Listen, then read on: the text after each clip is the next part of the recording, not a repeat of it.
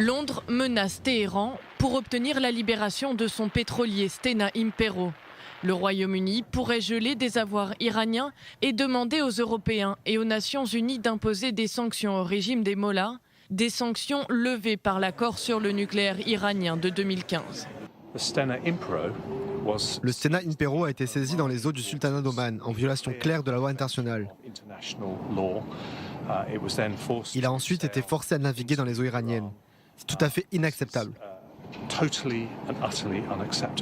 A raisonné vendredi par les gardiens de la Révolution, le navire est actuellement retenu dans un port du sud de l'Iran, tout comme les 23 membres de son équipage. La diplomatie iranienne s'est justifiée en s'appuyant sur le droit maritime international. Contrairement à la piraterie dans le détroit de Gibraltar, notre action dans le golfe Persique consiste à faire respecter les règles maritimes internationales. Comme je l'ai dit à New York, c'est l'Iran qui garantit la sécurité du golfe Persique et du détroit d'Ormuz.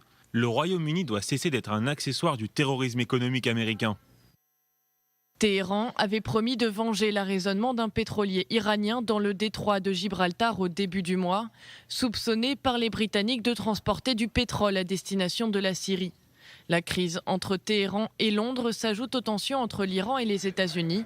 Lors d'un déplacement au Venezuela, le chef de la diplomatie iranienne tacle son adversaire.